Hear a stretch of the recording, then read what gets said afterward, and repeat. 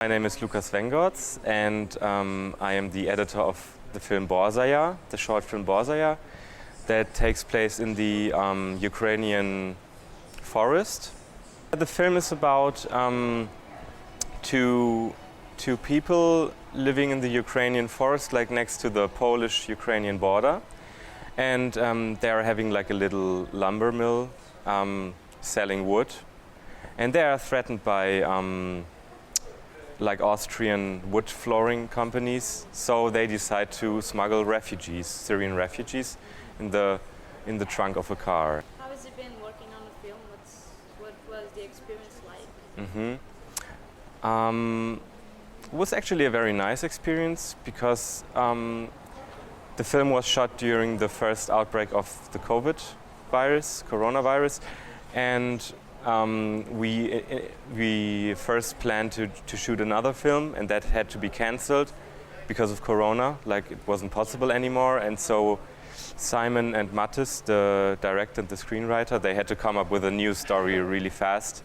So it was like a very fast experience. Like, I think the script was written in 1 or 2 months, and then the shooting was done in 6 days, and the editing was about 6 weeks. So it was a very like fast experience and like very, very focused. How's it been, the reaction to the movie, the screening? Has any screenings already? Yeah, we had some screenings in Germany and some international screenings. And yeah, I mean, the film is about one and a half years old now, and I think it's really crazy that like the film is now gaining relevancy again because of a different subject. But like now we have a war in Europe, and actually it could be that now the main characters of our film could be the ones having to leave their country to survive. So I think, yeah, in a way it's kind of sad that the film has gained some new form of relevancy. Are you working on any projects? Yeah. In the future? Yeah, Simon and me, the director of this film, we just are about to finish the editing of Simon's next film, which is about a young girl that is has one day out of prison to bury her mother, because her mother died, and then she steals the ashes and tries to get to Sweden with the stolen ashes.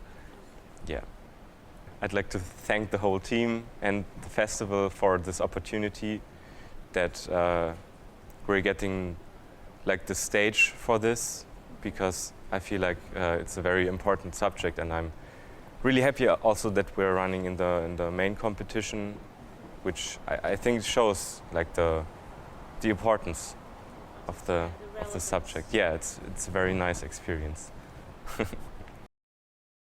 Hi, how are you? Hello, I'm fine. And you? I'm good. I'm a little nervous. So can you present yourself, the film you worked on, and what your position on the production was? Yes. I'm the director of a film called Brave. It's a short documentary. It's about a voodoo spirit linked to my family, and I follow my mother. She goes back to Haiti to make a big voodoo ceremony for my grandmother, because she was a voodoo priestess. But because in the tradition, when a voodoo priestess died, it's up to her child to make this big ceremony. But the past 26 years, we never can do this since my grandmother passed away. How did it come up to be? Okay, my mother used to talk often about this ceremony, and she tried to make this during the past time, but she never can. And she said, I have to make this ceremony. That's why I got so bad things in my life. And one day I asked her, do you want to make a film about it? And she said, yes, of course. I was really happy about that, because for her, she got to make her duty, and me, it was a way to give an homage to my grandmother. How's it been, the reaction to the film? Has it been screened yet? Yeah, a lot. We got a lot of festival. I was in Cannes recently, but not the official selection, but a part of Quinzaine des réalisateurs and Caméra Image, Popoli. We made a lot of, and we got some good feedback about the film. So I'm really happy, and I'm happy also for people to discover Vodou in another way that what you used to be. Like it's only bad things, you know. Have another perspective. Yeah, really yeah, is. for sure. Are you working on anything?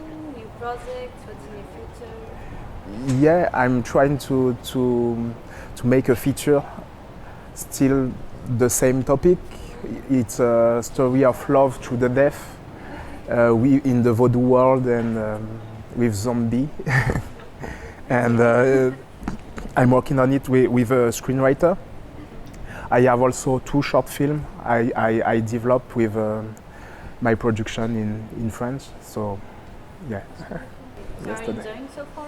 Yeah, for sure. Everyone is really kind with me. The festival team is really nice, so I'm happy to be here.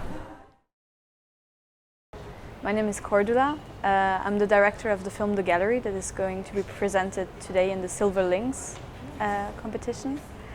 And so I'm originally from France, but I'm currently studying in Vienna at the Film Academy. And that's where, like, at the Film Academy we did this movie there. So, yeah, I'm very happy to be here. So the film is about one action of intersectional feminist collective who's called Plage Wien.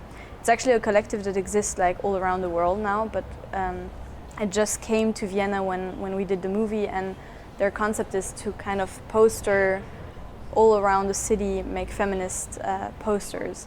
So in this action that we filmed, it's about one of their action, and it's each member of this collective kind of wrote down their story of sexualized violence they have endured. And so it's like you can see one story after the other one on a bridge. So the idea for the project was to tell their stories, and I think I was really interested about the fact that when you're a victim of sexualized violence, you tend always to think that your own story is not enough or not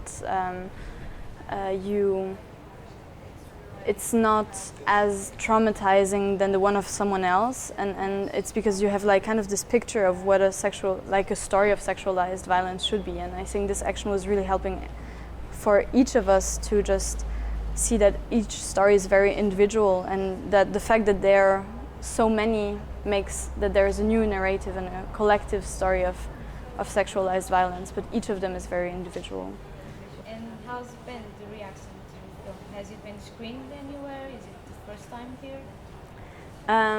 No, it's not the first time. I think the reactions, I mean, I cannot say it was positive because the topic is very heavy, but I think there was a lot of conversation coming with it. And for us also as people like behind and in front of the camera, there was like kind of this, the aim of the film was to kind of bring people to talk about this topic, and I think this is something that happened. And I guess also like for some of us it was like the first time telling our stories, and it was very emotional because then it kind of developed a lot of things for us also personally, and yeah. You get people to talk about it and see the importance and the relevance, so that's positive. I guess so, yes. I think so. So, any projects in the future? Are you working on something? I don't know. Yeah, many different projects. Do you want to talk about any, or is this? Right now, I'm working on a film that is going to be like between documentary and fiction, and it's about communication in a neighborhood. So it's people living together but not communicating, but each of them having the need to communicate. It's a very vague thing, but I'm Interesting. Thank Seems you.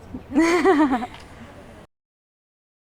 My name is Kendra McLaughlin, and I'm a filmmaker who directed a film called Plage, Êtres, or The Beach of Beings in English. That's here in the next competition.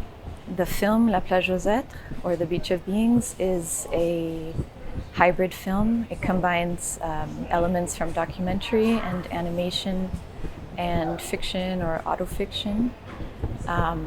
It's primarily in black and white, and it takes on the perspective of a paleontologist who has recently lost their mother and who is in a process of mourning while also going back to work. So working on a project with their team where they're trying to identify a prehistoric creature by digitizing fossils and imprints on a specific field site that's in France. And so over the course of the film, which is quite meditative, images of these two bodies, of their parent and of this creature that they're trying to identify, sort of conflate. And from these two sets of images emerges a third being, a fantastical creature that is sort of a vessel for these different emotions or reflections on what it means to attempt to preserve and the role that images play in this human hope. Can you tell us a little bit about the context of making the movie, how it came up to be, the idea? It's quite circumstantial. I was in a residency program in France at Le Fresnois, which is the National Contemporary Art Studio, and in the second year you're asked to make a project that engages with non-traditional storytelling using new technology or new media. And this was happening, not at the beginning, but between kind of the first and second waves of the pandemic. So, and in that time, also someone close to me actually had been diagnosed with cancer, which was quite complex given the COVID situation. So I think some of these thoughts about the human relating to other species and sort of our existence and desire to preserve life in different timescales was sort of in the air. And so I wanted to work with what was personal to me and try to connect it to something larger. And because I was looking for a way of engaging alternative images, these medical images that I was seeing, I realized that other fields were using the same technologies to produce, using CT scans, for example, or for 3D imaging in medicine and archaeology. And so this is how I got connected to this field site in France and started to craft this, documentary-based but fictionally interwoven film. Has it been screened yet? How was the reaction?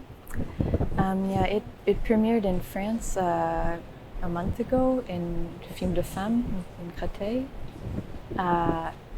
And reactions, I've done some of the Q&As.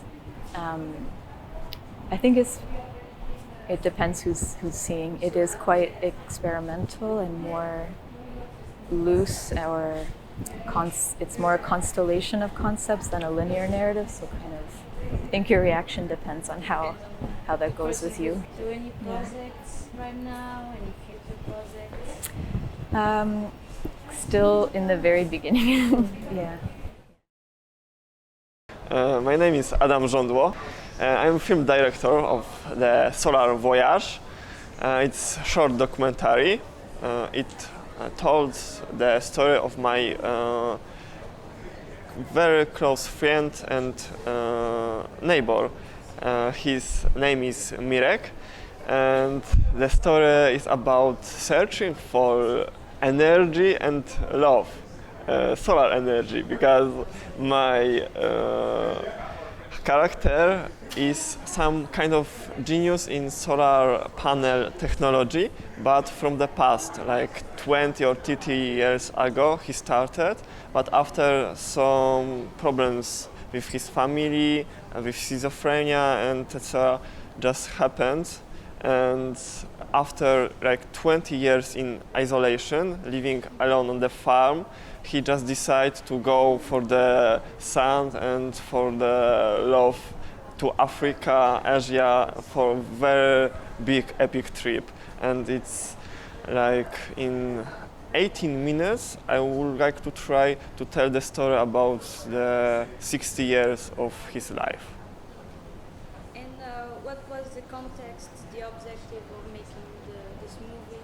I started as photographer, and my main field in the filming world, it was animation.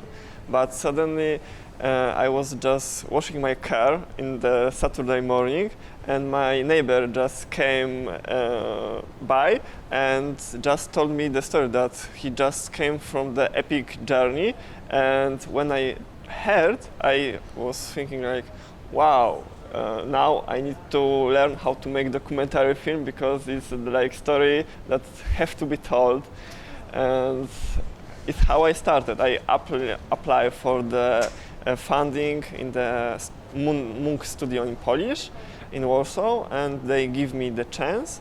And after 2 years of trying to make this film, it happens. How's it been, the reaction to the film? He was very happy that I was thinking that in some point, because his story is hard to believe, really hard to believe, and I was trying to show this story in the way he told me, and I was thinking, oh, it's grotesque, and I played it like grotesque. And when I presented it to Mirek, he said that it's exactly like it was. So I go like, what? And I showed it to his family, and it was first time in my life when my family, his family, and just regular people living in the village was interested in the film, laugh, and said that it's very good film, like for normal people, because my area was more experimental and was like, I think, some boring or hard to understand for just regular people. But now I was totally new audience reactions.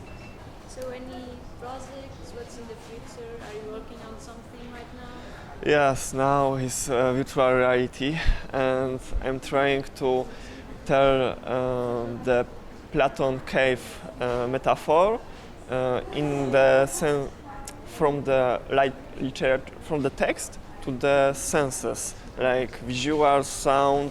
We have really startup technology of the rings that vibrate and simulate the texture of the materials, and yeah, it's something like that. So my name is Griet Goelen, and I made the film Bug Fever together with Louise Van Assen, but we made the film together as two directors. And also we filmed also ourselves, so we did the camera also, the two of us, and the directing together.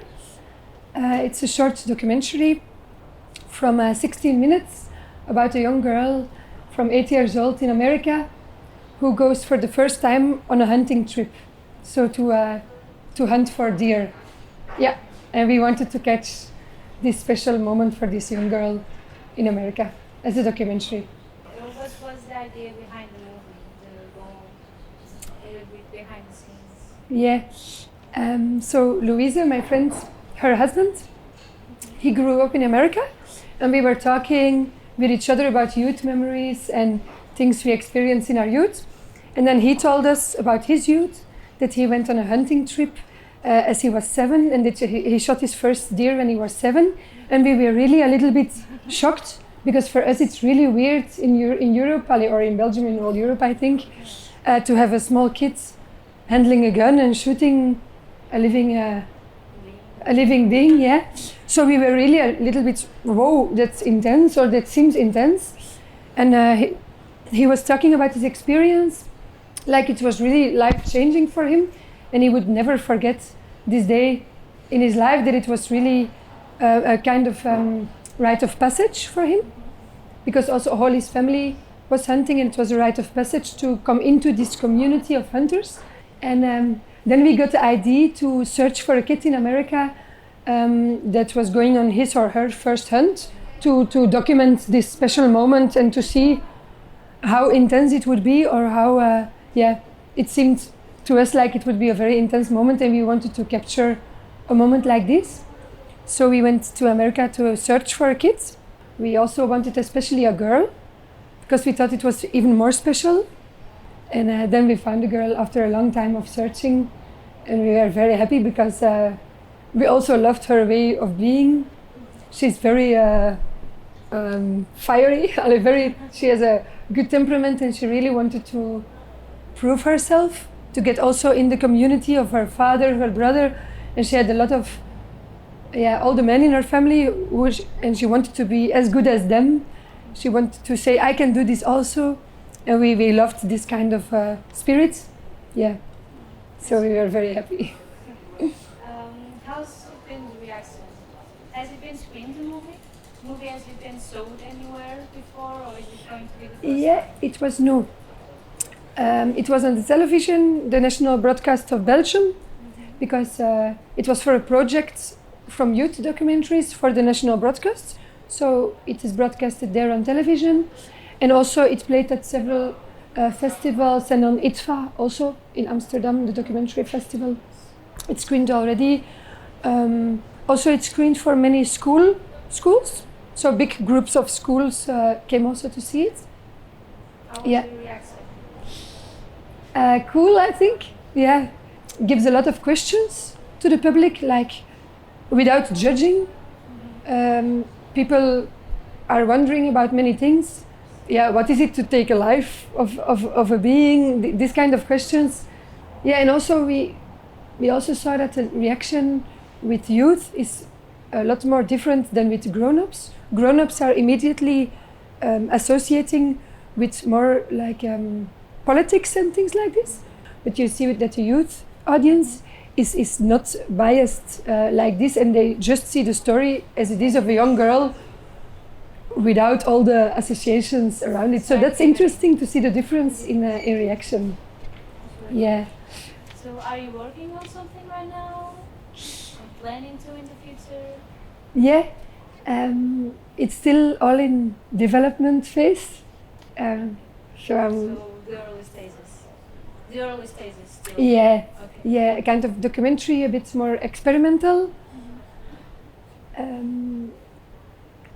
Yeah, and also a kind of portrait, also documentary. But it's all still very early. My name is Anna. I'm director of the film. The film is called Briting. This is my screenwriter, Nastasia. Yeah, my name is Nastasia. I'm a scriptwriter, as Anna said. Well, the film was shot in Estonia. It's a movie about two girls who are friends, and one of them has never been in a relationship with a man and wants to try it out. They meet a guy, but nothing comes up. Okay. Not Yes. spoil anything. Yes, and for us, I think it was the point to not to tell the story like directly, and we tried just to catch the moment of the reality and to do it intelligent. Did you come up with the idea together about the concept or the theme of the movie? Yeah, we worked together for many years, and yeah. Yes. Yes, you like to work together. Yeah. Then. For almost 5 years, Yeah. I think. Yeah, that's a long time. Yes. Do you want to talk about a little bit about the dynamics, your dynamics working together, the screenwriter and the director? I think we just talk a lot about everything we are interested in, and sometimes we just catch something, the team or something, and we're just like, okay, we want to make a script about it, and then we start. So that's it. You write together? Or We wride together, yeah. We write together. We just call each other because we live in different countries, and we just call and just write for hands. Yeah. Okay, that's good. Yeah. How's it been, the reaction to the film? Has it been screened yet? Or No, it's our premiere. First time? What are your expectations? I don't have any expectations. You don't have any, I'm just already very happy to be here. And, I'm a bit nervous. Okay. So you've been working for 5 years. Do you have anything else in the future? Anything you're working on right now? yeah, we have a lot of scripts which are finished. We have a feature which we're planning to shoot maybe in a couple of years. But the problem with scripts is that it's very expensive. So we try to come up with something we can do without anyone, just with our own money. And it was like really difficult because we started to write something and we're like, okay, so this one gotta be cheap, yeah? But we went up and like we started to count, we're like, shit, no, we can't afford that. And like, so now I was preparing a script on this one, like the one we could make. We never applied to any funding for some reason, I don't know why, but we just kind of tried to, just not to be dependent on anyone, you know?